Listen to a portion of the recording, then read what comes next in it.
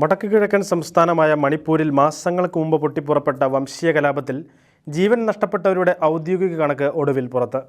ഇതുവരെ 219 പേർ ഇവിടെ കൊല്ലപ്പെട്ടുവെന്ന് നിയമസഭയെ അഭിസംബോധന ചെയ്യവേ ഗവർണർ അനസൂയ ഉയ്ക്കെ വെളിപ്പെടുത്തി. ആക്രമണങ്ങളുമായി ബന്ധപ്പെട്ട് സംസ്ഥാനത്തെ പോലീസ് 10,000-ഓളം കേസുകൾ രജിസ്റ്റർ ചെയ്തിട്ടുണ്ടെന്നും 1,87,143 പേരെ അറസ്റ്റ് ചെയ്തിട്ടുണ്ടെന്നും അദ്ദേഹം പറഞ്ഞു. മരണപ്പെട്ടവരുടെ കുടുംബങ്ങൾക്ക് നഷ്ടപരിഹാരം നൽകുമെന്നും ഗവർണർ നിയമസഭയിൽ പറഞ്ഞു. മ്യാൻമറുമായി അതിർത്തി പങ്കിടുന്ന മണിപ്പൂരിൽ കഴിഞ്ഞ വർഷം മെയ് 3 മുതലായിരുന്നു കുക്കി ഗോത്രവർഗ ക്രൈസ്തവരും മെയ്തേയ് ഹിന്ദു സമൂഹവും തമ്മിൽ അഭൂതപൂർവമായ ആക്രമണം പൊട്ടിപ്പുറപ്പെട്ടത്. BJP അധികാരത്തിലിരിക്കുന്ന സംസ്ഥാനത്ത് ഇത്രയും വലിയ ആക്രമണങ്ങൾ അരങ്ങേറിയിട്ടും പ്രധാനമന്ത്രി നരേന്ദ്രമോദി ഇവിടം സന്ദർശിക്കാത്തത് വലിയ വിമർശനങ്ങൾക്കും പ്രതിഷേധങ്ങൾക്കും കാരണമായിരുന്നു.